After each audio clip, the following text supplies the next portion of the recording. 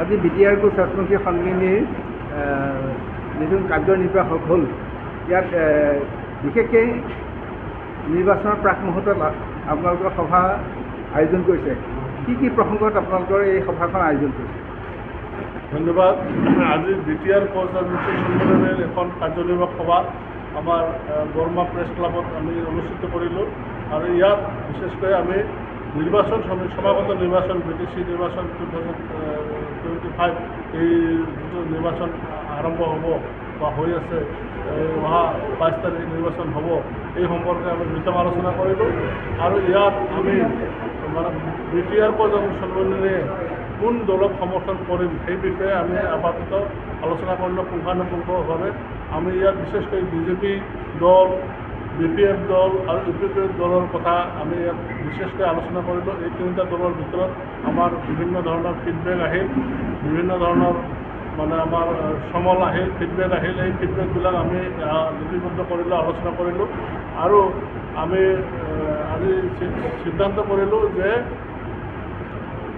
প্ৰত্যেকটা দলেৰ ইস্তাহাৰবিলাক আমি পৰ্যবেক্ষণ কৰিম আৰু এই পৰ্যবেক্ষণ কৰি এই ইস্তাহাৰ মতে কোন দলক সমৰ্থন দিলে কজা জনগোষ্ঠীৰ এটা উত্থান হ'ব, কজা জনগোষ্ঠীৰ BTC আগন্তুক ইলেকশ্যনত লাভৱান হ'ব আৰু কজা জনগোষ্ঠীয়ে কেনেকৈ লাভৱান হ'ব ইলেকশ্যনৰ পৰা এই বিষয়ে আমি পুংখানুপুংখ আলোচনা কৰিলোঁ।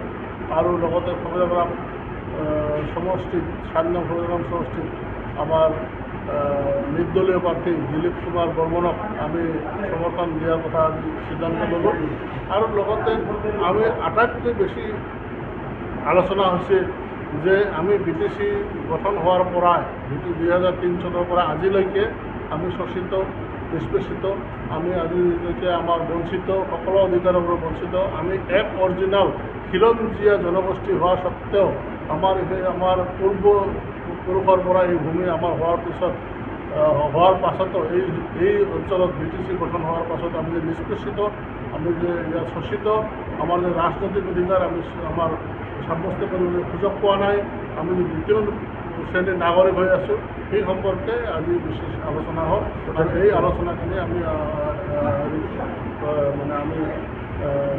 সভাত পুংখানুপুংখভাৱে আলোচনা কৰিম। লগতে প্ৰটেক্টেড ক্লাছ আমাক মানে ইতিমধ্যে আমি এই সম্পৰ্কে আমাৰ অসম চৰকাৰক আমি হেৰি দিছিলোঁ, স্মাৰকপত্ৰ দিছিলোঁ যে ওদালগুৰি, তামোলপুৰ আৰু বাক্সা এই তিনিটা জিলাৰ আমাৰ কজা জনগোষ্ঠীক প্ৰটেক্টেড ক্লাছ কৰিব লাগে আৰু ইয়াৰ প্ৰটেক্টেড ক্লাছ ঘোষণা কৰিলেই নহ'ব। প্ৰটেক্টেড ক্লাছ হিচাপে যিখিনি এফেক্টিভ কাম, এই কামখিনি মাটি বাৰীৰ পৰা আৰম্ভ কৰি গোটেই চাহ চুবিধাখিনি বেচা কিনা কৰা আৰু গোটেই চাহ চুবিধা দিয়াৰ কাৰণে আজি আমি অসম চৰকাৰক বিশেষকৈ দাবী জনালোঁ আৰু অসম চৰকাৰে ইয়াৰ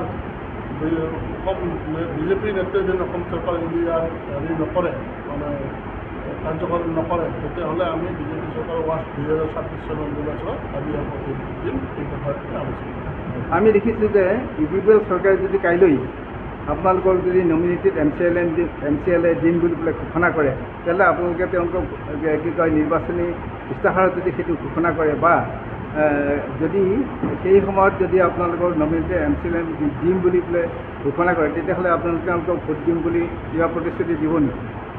আমিতো বৰ্তমানলৈকে আমাৰ জনগোষ্ঠীৰ মানে যি নিৰ্দলীয় হওক বা দলীয়গত প্ৰাপ্তি হওক যিসকলে আছে তেওঁলোকক জয়যুক্ত কৰাৰ কাৰণে প্ৰথমতে আমি সিদ্ধান্ত লৈছোঁ বা আমি জোৰ দিম।